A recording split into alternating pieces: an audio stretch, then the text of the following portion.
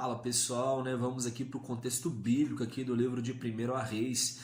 E no começo do livro aqui vai falar que o rei Davi, né, ele já estava idoso e o seu corpo não conseguia se aquecer. Então, os seus servos ali aconselharam a Davi para procurar uma moça virgem ali em todo o reino, né, para poder dormir com ele e aquecer seu corpo. Então eles foram e encontraram ali, né, uma jovem chamada Abisag, uma mulher virgem, né, sunamita, e ela então dormia ali com o rei Davi. Contudo, o rei Davi ele não teve relações sexuais ali com ela.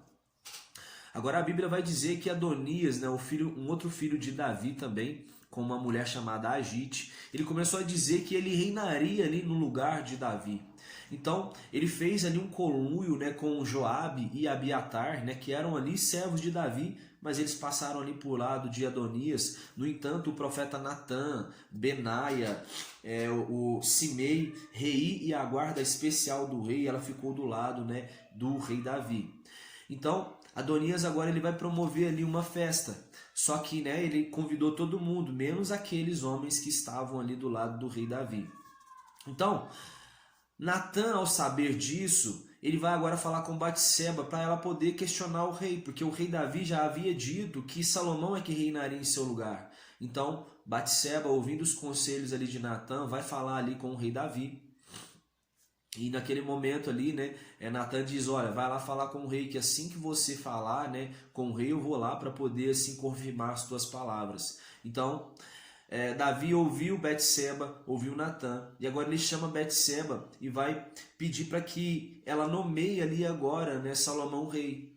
Então, né, pelo menos, ou melhor dizendo, né, vai confirmar para ela que Salomão vai ser rei, porque agora ele vai pedir ali para que Natã, para que Zadok, né, e Benaia vão chamar ali Salomão para poder proclamar ele rei. Então, Salomão agora ele vai ser consagrado ali diante de todo mundo, o rei de Israel, né? Tocam ali os chofares, o povo vai gritar ali, né? Viva o rei.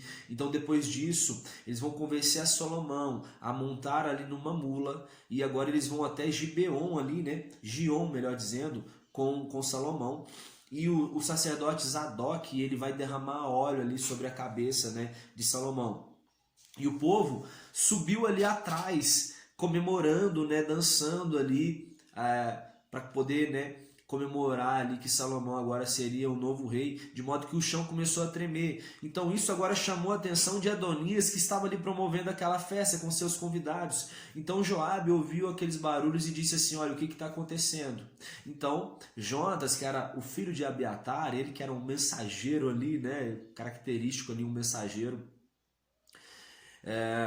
Jonatas vai chegar e vai contar para eles o que havia acontecido, que Salomão tinha sido ungido rei. Então nisso, os convidados de Adonias, eles vão embora, né? Adonias ali, ele estava ali no templo, porque a Bíblia vai dizer que os convidados vão embora, mas Adonias, ele se agarra ali aos chifres, né, que estavam ali próximo ao altar. E aí de repente Salomão vai chegar e vai dizer assim, olha, Adonias, se você for leal, você não vai morrer, pode ficar tranquilo. Agora, né, se você não for leal a mim, aí você vai ter problema. Então Adonias ele se curva ali diante de Salomão. Então Salomão vai e despede ele em paz. Depois disso a Bíblia vai dizer de uma conversa que Davi teve com Salomão no final da vida de Davi. E ele vai começar a dizer para ele assim, olha, sabe Joabe, que era o meu comandante, né? Já foi o meu comandante. Eu tinha muita confiança nele, só que ele matou a Amasa, que era um comandante meu, matou a Abner, que eu comecei ali, né, fazendo uma aliança com ele. Então, assim, ele derramou sangue em tempos de paz, ele me desobedeceu. Então, assim, toma cuidado com ele, ou melhor dizendo, não deixa esse cara ficar vivo.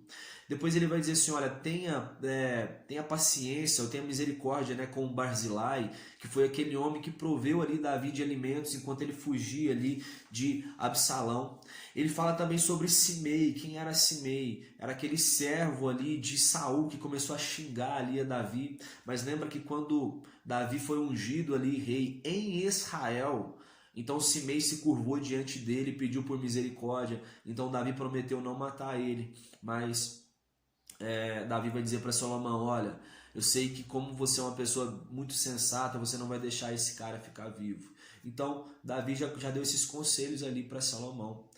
ele tinha dito para ele, olha, você primeiramente, né, você precisa se agarrar aos mandamentos do Senhor. E segundo, tome cuidado com essas pessoas, ou no caso de Barzilai, tenha misericórdia para com ele. Então Davi ele reinou ali por 40 anos, sendo que 7 anos foi ali em Hebron e 33 anos em Israel. Pronto, a Bíblia agora vai falar sobre, né, que Adonias que tinha recebido misericórdia ali de Salomão, agora ele vai dar um vacilo, que ele vai pedir agora a Abisag, a sunamita, como esposa para ele. Então ele vai falar isso com Batseba, a mãe de Salomão. Batseba vai agora contar tudo isso, né, para Salomão. Salomão fica muito irado, e aí, né, Adonias passou dos limites ali então, e Salomão pede para mandar matar Adonias. Então Benaia, que era o comandante ali do seu exército, ele vai agora executar essa missão e mata ali Adonias. Quando Salomão, ele agora, como aquele conluio de Adonias, né, tinha Joabe e tinha Abiatar. Então agora Salomão, né, após a morte de Adonias, ele vai falar agora com Abiatar. E o sacerdote Abiatar, ele vai dizer o seguinte para ele, olha, eu vou mandar você para Anatote. Você vai para Anatote porque eu vou ter misericórdia por enquanto quanto à sua vida, porque você foi um homem que carregou a arca da aliança e você compartilhou das aflições do meu pai. Então, por isso eu ainda vou ter misericórdia de você, mas foi retirado o sacerdócio da vida dele. Abiatar ele era um homem da família de Eli.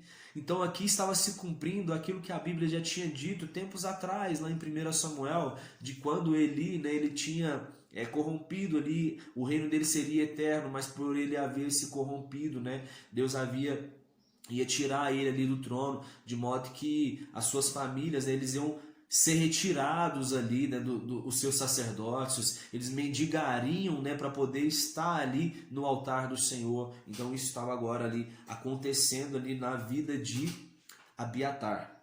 Então Joabe, né, ouviu o que aconteceu ali com Adonias e agora chegou a vez dele. Então Joabe agora ele vai correr também, se agarra ali aos chifres do altar. Salomão, sabendo disso, vai pedir para que Benaia vá ali e mate ele. Então quando Benaia chega no templo, vê ali Joabe agarrado aos chifres do altar, vai dizer para ele, olha, saia daí.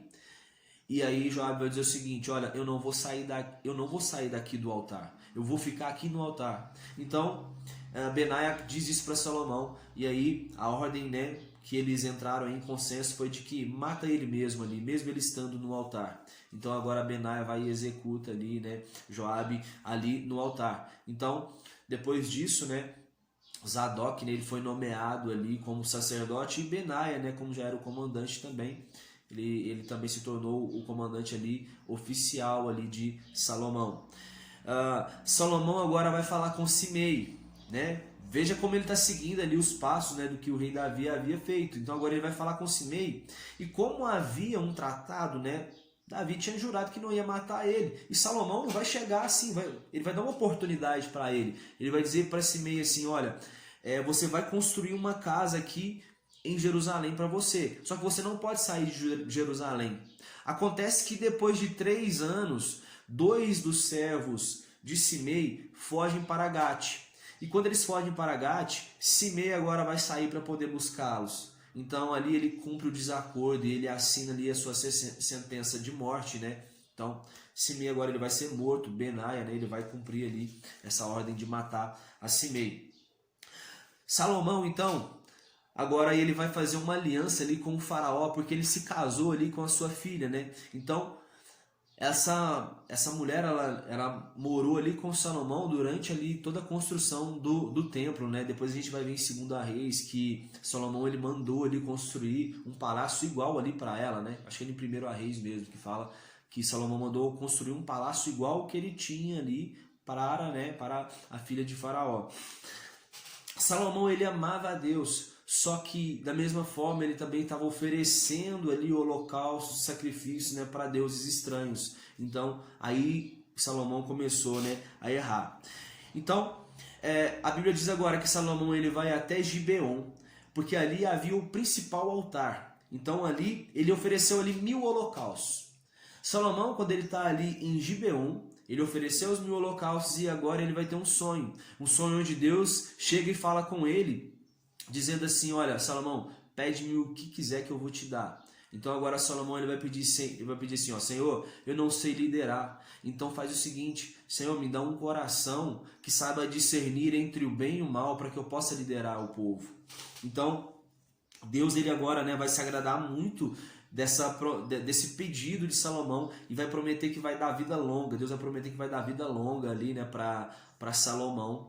E de que enquanto ele estiver obedecendo ali os mandamentos, né, ele vai ser muito abençoado pelo Senhor. Então Salomão ele acorda. Lembra que nós estamos falando de um sonho.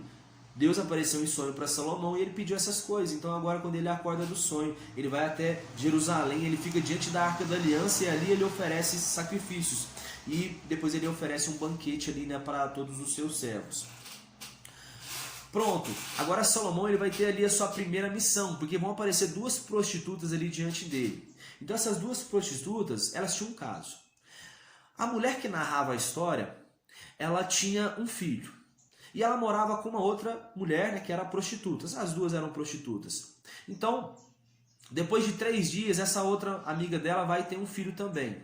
Acontece que depois de um tempo, essa amiga dela dormiu em cima do filho, de modo que ela acabou matando o filho dela. Só que essa amiga, no meio da noite, se levanta e pega o filho vivo dessa mulher que narra a história e troca ali com ela. Quando essa mulher que está narrando a história, ela acorda para poder amamentar o menino, ela vê ali que o menino está morto. Então ela já percebe assim, olha, esse filho aqui não é meu. Então aí ela saiu para poder falar com Salomão. Então a outra prostituta, a amiga dela, foi junto. Então ela chega diante de Salomão, conta toda a história. E naquele momento ali, elas não entram em consenso e Salomão ele vai chegar e vai dizer assim, olha, traz para mim aí uma espada. Eu sei como resolver essa situação. Então ele pediu assim, ó, traga a criança para mim, que eu vou partir ela no meio. E cada uma, né, fica com uma parte. Então a mulher que narra a história, que era a mãe verdadeira, ela interrompe dizendo assim, não, meu senhor, não faça isso. Pode dar então o meu filho para essa outra mulher, porque eu prefiro ele vivo do que ele morto. E a outra mulher, a outra amiga dela, a outra prostituta, ela vai dizer assim, melhor fazer assim mesmo, porque aí o filho não fica nem comigo e nem com ela. Na mesma hora, Salomão ele vai interromper ali e pede para os seus servos, olha, não mate a criança, mas pega essa criança e dá para essa mãe aqui, que era a mãe que começou narrando a história. Porque Salomão entendeu que ela era a mãe verdadeira, porque ela não abria mão do menino. Agora a outra, né, ela já abriu mão. Então, naquele momento ali, todo Israel começou a reconhecer, né, essa sabedoria de Salomão, que ele decidiu muito bem ali nesse caso. Certo? Agora a Bíblia vai dizer ali quem foram os leais, né, assessores ali de Salomão. Vai falar de Azarias, né, filho de Zadok, filho do sacerdote, né? Pensa só para você ver, Salomão ele estava bem acompanhado. Já já nós vamos entender isso aqui, ó, porque mais para frente a gente vai ver quando Roboão ele foi rei, né? Roboão, filho de Salomão, ele foi rei. Então ele trocou esses amigos, esses conselheiros aqui de Salomão por seus amigos de infância. E olha qual era o time ali que Salomão tinha. Tinha Azarias, que era filho de Zadok, não sacerdote. Elioref, né, que era o filho de Aías, um outro profeta. Tinha Benaia, tinha Josafá. Tinha também Zadok, né, e Abiatar. Tinha Zarias e Zabide, que eles eram os filhos do profeta Natã. Então pensa pra você ver, ele tinha um time ali muito bom mesmo, né? A Isara e Adonirão também, que era o chefe dos escravos. Mas, né, a gente entende mais depois, mais para frente aqui a Bíblia Sagrada, que Roboão ele, né, negligenciou o conselho desses homens. Salomão ele tinha 12 governadores distritais, né, que cada um desses governadores ele tinha a incumbência de prover alimentos ali durante um mês. E ele fala a lista ali desses governadores. Outra coisa também, no reino de Salomão, todas as pessoas elas tinham muita fartura mesmo, muita. Ali diariamente era servido em torno de 6.000 quilos de farinha, mais de 6.000 de outros cereais, 10 bois gordos, mais outros 20 bois de pastos, 100 carneiros, aves e gazelas. Cada cidadão ali de Salomão ele tinha sua própria videira e sua própria figueira, ou seja, o povo era muito próspero, porque os países ali vizinhos, os povos vizinhos pagavam tributos ali para Salomão, então ele gozou ali de um tempo ali de muita prosperidade ali em seu reino. Deus ele concedeu ali um generoso saber a Salomão. Então Salomão era um cara que as pessoas gostavam de ouvir ele. A Bíblia vai dizer ali sobre alguns homens que ele era mais sábio, né? Que eu ainda não sei a história de quem eram essas pessoas, mas a Bíblia cita o nome delas, que é Etan, Emã, Calcou e Darda, né? Filhos de Maol. Então a Bíblia diz que ele era mais inteligente do que esses homens. Salomão ele compôs ali 3.000 provérbios e 5.000 cânticos, né? Então ele falava também ali sobre plantas, ele falava sobre os animais. Então o povo de todo mundo queria ter um tempo ali com Salomão. Tinha um homem também, um cara chamado Jorão, né, rei de Tiro, que ele era amigo de Davi. Então ele vai mandar ali missionários a Salomão e dizer, e aí Salomão vai dizer para Irão, através dos missionários, olha, eu preciso da sua ajuda aqui, porque eu preciso, né, do cedro, né, dos cedros do Líbano para você, então a gente vai ter que fazer uma parceria aqui. E Irão fala assim, beleza, eu vou dar para você aqui o cedro, em troca disso você vai abastecer o meu reino de alimentos. Então ali eles fizeram uma aliança, né, fizeram esse acordo. Então agora, Salomão ele tinha ali 30.000 homens, que eles iam de 10 em 10 mil homens lá, né, para a terra de Irão, para poder, se eu não me engano, Tiro, né, para Tiro, para poder ali extrair esse cedro, né? Eles ficavam ali durante ali 3 meses. Na verdade, passava um mês e depois voltava. Então Salomão já começou o projeto ali para poder fazer o templo. Salomão também ele tinha ali 80.000 trabalhadores, né, que cortavam pedras ali para o templo e outros 70.000 para poder carregar essas pedras. E havia 3.300 encarregados ali de obra. Tudo era muito bem estruturado. No ano 480 ali, então, né, o templo de Salomão ele é ali concretizado. Então, isso se deu ao 4º ano ali do reinado de Salomão. Então, as pedras que Salomão ali ele fazia, elas eram todas preparadas ali numa pedreira, para que não houvesse barulho e assim o inimigo, né, não viesse tentar atrapalhar a obra que Salomão ali estava fazendo. Então era tudo muito bem organizado. Deus ele vai prometer ali para Salomão, olha, se você me obedecer, o seu reino vai ser perpétuo, que era a mesma promessa ali, né, que havia feito para Davi. Mas, né, já a gente vai entender o que aconteceu aqui com Salomão. As paredes do templo, né, elas foram forradas ali com tábuas de cedro. O assoalho foi feito com tábuas de pinho. Né? 9 metros na parte de trás havia ali o lugar santíssimo, porque o templo ali, né, teve também ali as mesmas características que tinham ali no templo que havia lá no deserto.